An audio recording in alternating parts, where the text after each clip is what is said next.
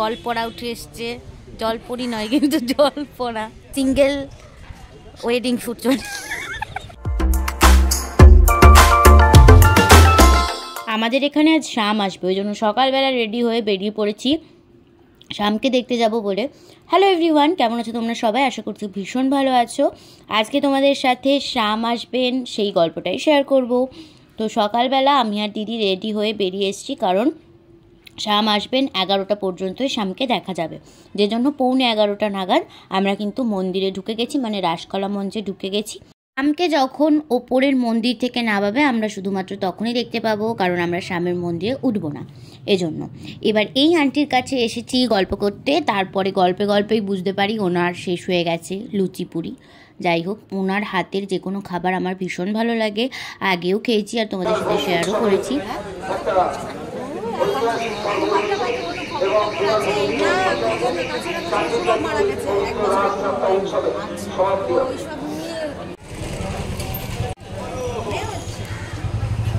এখান দিয়ে দেখা যাচ্ছে এবং স্থানীয় প্রশাসন শান্তি শৃঙ্খলা বজায় রাখতে যথেষ্ট আন্তরিকভাবে কাজ করেছে। আজ চতুর্থ দিন এবং শেষ দিনে এসে উপস্থিত হয়েছে। রাস মঞ্চে এখনো সকাল থেকে পুজো চলছে চতুর্থ দিনে, এবং এখান থেকে ঠাকুর যাত্রাপথে নিজ মন্দিরে ফিরে যাওয়ার সময় সঠিক সময়ে সমাপ্ত করতে হবে। সবটাই সময় মেনে করতে হচ্ছে, কারণ আমরা মানুষকে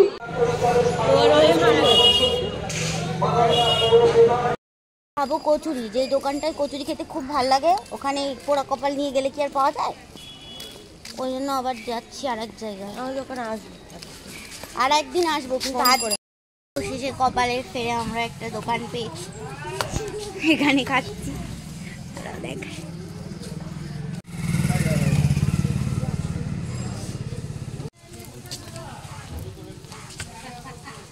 কত করে গো? 8 টাকা।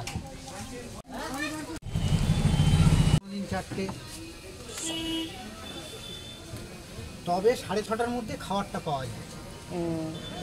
এই তো রেডি করতে হয় না জিনিসগুলো।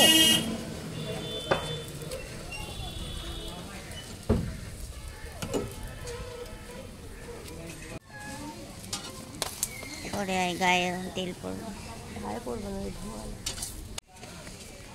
এই কাজ সারাদিনই করতে হয়।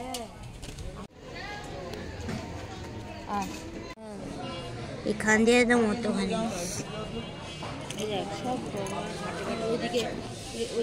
হুগলি পড়ছে, মানে কোন নগর পড়বে না, এই দিক দিয়েই তো, ওই তো এখান দিয়ে তো যায়। যতটুকুনি নিচ থেকে শামকে দেখা যাবে ততটুকুনি দেখে আমরা ব্রেকফাস্ট কমপ্লিট করে ঘাটে এসে গেছি।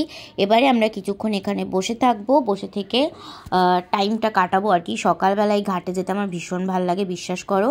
তারপরে চলে গেলাম শামকে নামাচ্ছি, এটা শুনেই দেখি।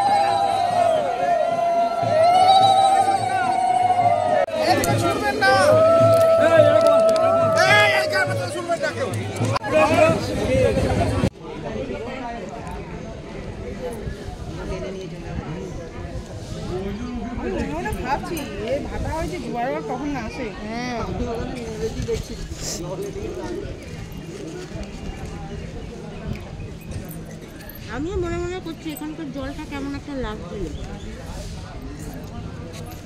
ও গাইজ, তোমরা দেখে নাও, এখানে মাছ ধরা হচ্ছে, স্নান করা হচ্ছে, ছবি তোলা হচ্ছে। একটা জল পড়া উঠে এসছে, জল পড়ি নয় কিন্তু জল পড়া। কি সুন্দর একদিকে, ওই দেখো এ সিঙ্গেল ওয়েডিং শুট চলছে।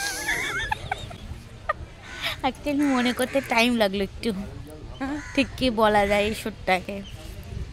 আরে বাবা, ও রিলস হচ্ছে, রিলস। আচ্ছা আচ্ছা,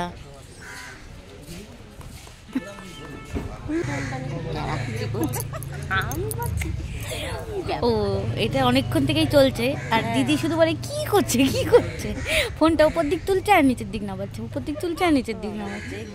তো দেখতে হবে তো, নাহলে কিভাবে বুঝবে?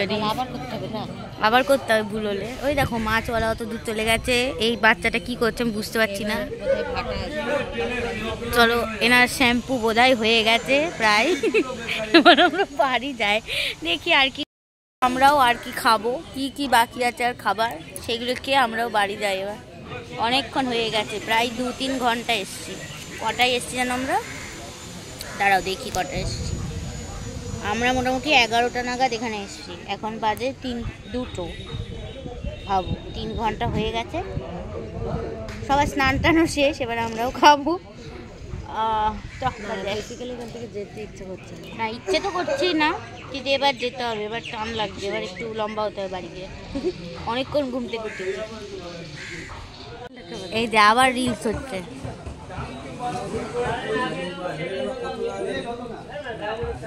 আমি তোমার সাথে থাকবো, এরকম একটা রিলস হচ্ছে কিছু।